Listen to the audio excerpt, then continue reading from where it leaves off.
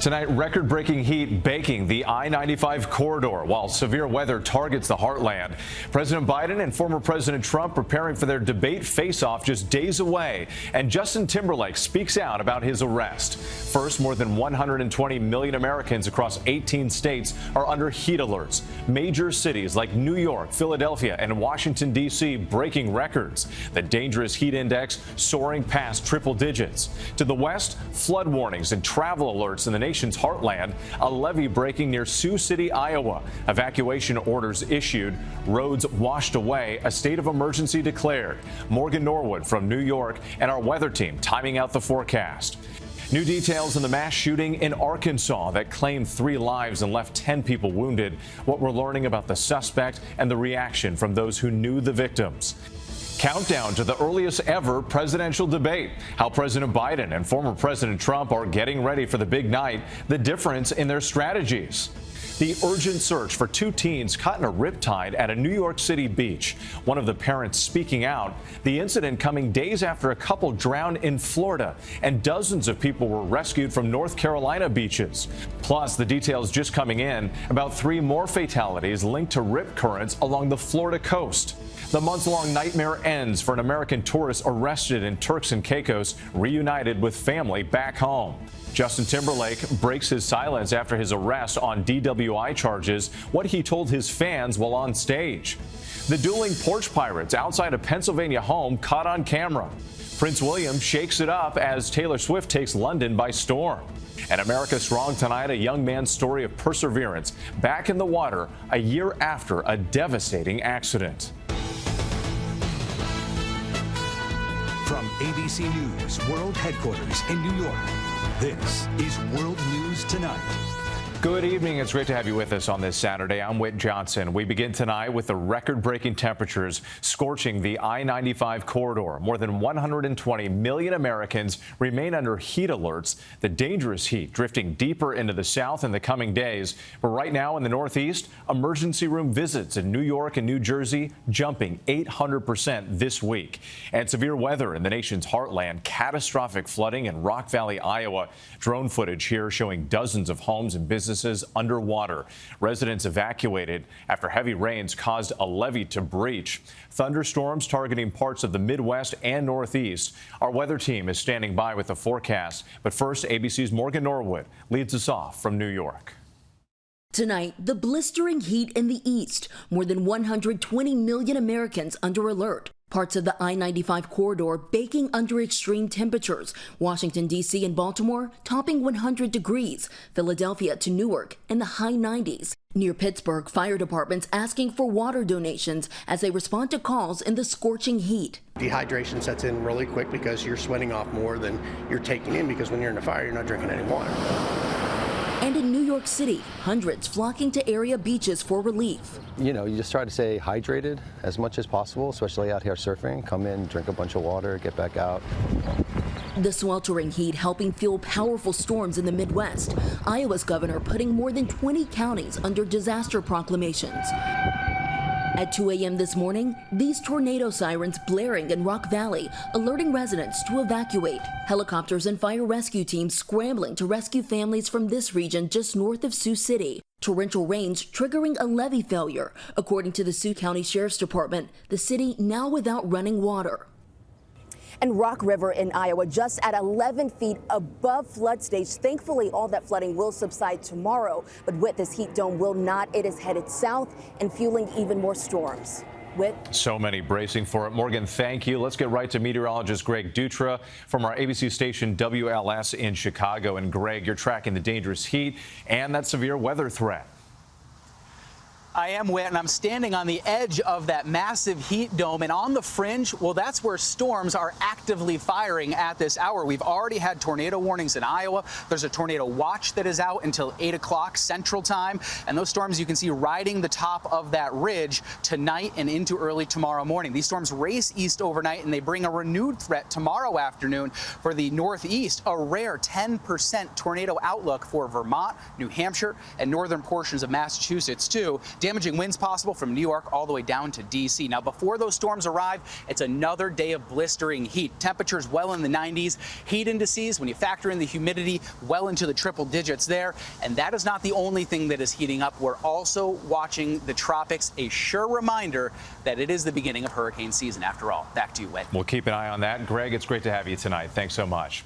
We're following new details in that deadly mass shooting at an Arkansas supermarket. 3 people killed, 10 others injured, including 2 police officers. Police identifying the suspect as 44-year-old Travis Eugene Posey. He's facing 3 counts of capital murder. And tonight, the video and what witnesses described as gunshots rang out. Here's ABC's Perry Russom. Tonight, state police in Arkansas say this is the man responsible for killing 3 people in a grocery store mass shooting. Investigators say 44-year-old Travis Eugene Posey shot 13 people. Good people, just at the wrong place at the wrong time, and they didn't deserve it. The shooting happening at 11:30 Friday morning at the Mad Butcher in Fordyce, a small city an hour south of Little Rock. Investigators say among the injured, 2 police officers hurt in a shootout with Posey. They're expected to survive. The remaining civilian injuries range from non-life-threatening to extremely critical. There's a shooting going on. David Rodriguez recording this video from a gas station next door. It was horrible. I lost a friend of mine in that incident. Rodriguez's friend's name has not been released. He was a good person. He did work for the community. Tonight, stories of survival. Amaya Doherty ducking for cover in her mother's car in the parking lot, she says, clutching her twin sister. I held my sister's hand, I told her I love her, and I prayed for her. State police say Posey is being charged with 3 counts of capital murder with more charges possible. Across the street from the grocery store, a sign reads, "Pray for Fordyce." It's tragic. Our hearts are broken. Perry Russom back with us now. And Perry, the witness you spoke to highlighting just how small and intertwined this community is, where people know both the accused shooter and the victims. Yeah, what David Rodriguez says, he knows the accused shooter, not personally, but he knows the family, a good family, as he calls them. He says he was surprised when police named the shooter, saying he never heard anything bad about him. Whit. All right, Perry, thank you. Overseas now, new Israeli airstrikes killing dozens of people and injuring at least 50 in Gaza City. Israeli officials say they were targeting Hamas military sites. Let's bring in ABC's Tom Sufi-Burridge in Tel Aviv. And Tom, what more are you learning about these strikes? Well, the latest death toll, Whit, is 49 people killed and 50 injured in a series of Israeli strikes in Gaza City, according to Palestinian officials. Verified video showing an apocalyptic landscape, people searching through the rubble. A young boy covered in dust rushed from the scene. The Israeli military saying its fighter jet struck 2 Hamas military sites. It makes today one of the deadliest days in the war in recent weeks. And Whit, it comes after the International Committee for the Red Cross said 22 people were killed and 45 injured Friday after heavy projectiles damaged one of its offices adjacent to an encampment for displaced Palestinians. All of this after Israeli Prime Minister Netanyahu accused the Biden administration of delaying weapon supplies to Israel. The White House reacting angrily, calling Netanyahu's claims inaccurate. Whit. Tom Sufi-Burridge, thank you. Now to the race for the White House, a critical weekend for President Biden and former President Trump. The first debate is just 5 days away. Biden is in deep prep mode with his closest advisors at Camp David. But Trump is out on the campaign trail while also holding policy discussions with top aides and allies. Here's ABC's White House correspondent, Mary Alice Parks. Tonight, with just 5 days until the presumptive nominees square off at the first presidential debate, Donald Trump on the trail. I don't care about the debate. I don't care if he struggles at the debate. You know where he struggles? At being president. Campaigning in Washington, D.C. before a group of conservative evangelical activists, Trump boasting he appointed 3 justices to the Supreme Court who overturned Roe v. Wade. But strict abortion restrictions are a tough sell in a general election. When Trump hinted at that political reality, the crowd growing quiet. And I believe in exceptions for the life of the mother, rape and incest. Some people do. I think most people do, actually, but some people don't. You have to go with your heart. But you have to also remember, you have to get elected. President Biden this weekend taking a different debate approach, hunkering down at Camp David for full 90-minute mock debates. The format for the debate will be different this time. Biden asking for no studio audience, With Trump feeding off the crowd in 2020, Biden allies say the contrast will be stark. He was aggressive, offensive, interrupted absolutely all the time, constantly. I mean, the last debate, I saw that some people were a little turned off by Trump's demeanor. So if he can dial that back a little, I think that might be helpful. Now, Trump today also said that he already thought he had this election won. He claimed now that the only way he would lose the election is if it was somehow stolen from him. He didn't offer any facts or evidence, but he was already casting doubt on the results, on the process of voting, still 5 months out. Of course, we saw this in 2020 when he also refused to accept the results. Whit. And it will be a pivotal debate. Mary Alice, thanks so much. Remember, Thursday night on ABC, you can watch the CNN presidential debate simulcast. The night all starts at 8 p.m. Eastern with the ABC News special Race for the White House with David Muir and the ABC News political team. Again, that's Thursday night right here on ABC. Now to the urgent search for two teens missing at a New York City beach. Witnesses say the 16 and 17-year-olds were swept away by a large wave just minutes after the lifeguards went off duty. And it comes as the beach season kicks into high gear and officials post new warnings about dangerous riptides. Here's ABC's Phil Lipof. Tonight, after 24 hours of searching in rough water, two teens are still missing. The 16 and 17-year-olds disappearing Friday evening in the water off Queens, New York.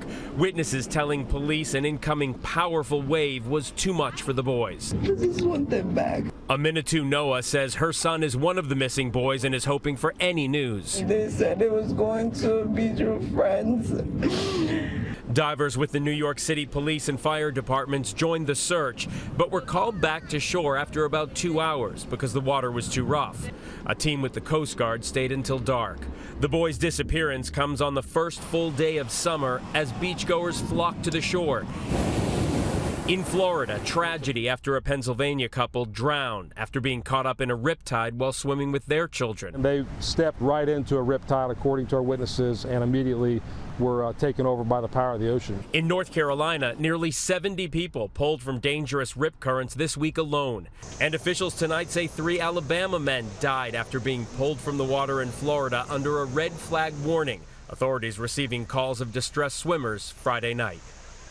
Whit, back here in New York, the currents here on the southern edge of Queens are known to be particularly dangerous, even deadly at times. Whit. Phil Lipof for us. Thank you. Now to Justin Timberlake speaking out for the first time since his recent DWI arrest. The Grammy award-winning singer taking to the stage in Chicago on Friday night, telling concert goers, quote, "It's been a tough week." More now from ABC's Melissa Adan. It's been a tough week. Tonight, Justin Timberlake speaking out for the first time since his DWI arrest, addressing his fans during his concert at Chicago's United Center. We've been together through ups and downs and lefts and rights. I know sometimes I'm hard to love, but you keep on loving me and I love you. Friday marking Timberlake's first performance since his drunk driving arrest Tuesday. He was pulled over in the Hamptons after police say he failed to stop at a stop sign and swerved into a lane of oncoming traffic. Police charging Timberlake with misdemeanor DWI, saying he was driving drunk, had bloodshot glassy eyes, and a strong odor of an alcoholic beverage emanating from his breath. According to the complaint, the pop superstar refused a chemical test 3 times before failing a sobriety test. The Grammy Award winner seen here in this Daily Mail photo, leaving the police station in handcuffs.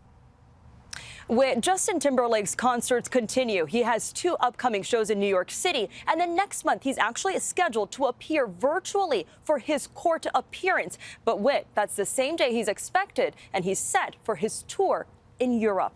All right, Melissa Adan, thank you.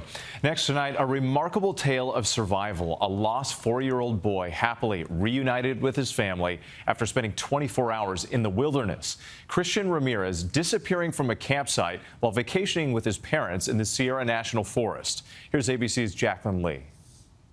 Tonight, a 4-year-old boy is recovering and back with his family after a harrowing ordeal, missing for almost 24 hours in a forest. Christian Ramirez disappeared from a campsite while vacationing with his parents in the Sierra National Forest Thursday morning. The reporting a 4-year-old missing. So Christina Ramirez, last name wearing gray shorts, gray Nikes, tennis shoes.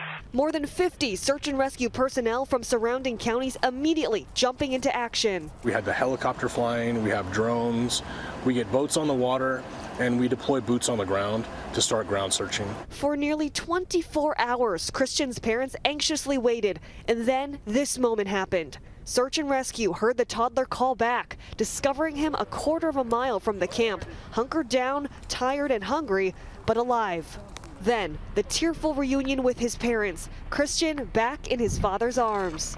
Christian's parents releasing a statement expressing their thanks to the Fresno County Sheriff and search and rescue teams and writing, "Thank you to everyone for your prayers."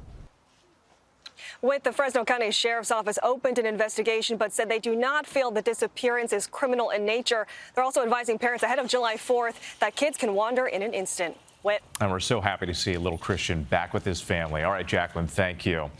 An American charged with bringing ammunition to Turks and Caicos is back home tonight after avoiding jail time. Ryan Watson enjoying an emotional reunion with his family in Oklahoma, seeing them for the first time in 70 days. The father of two was facing up to 12 years in prison for violating the island's strict firearms law. But a judge citing exceptional circumstances instead fined him $2,000 at his sentencing on Friday. There is still much more ahead on World News Tonight this Saturday. Home prices break another record. What's behind the jump? And dueling porch pirates nearly come to blows over one package. Stay with us. Next tonight, a scary incident in a neighborhood outside Reading, Pennsylvania. Two apparent porch pirates appearing to nearly come to blows while trying to steal the very same package that a FedEx driver had just dropped off.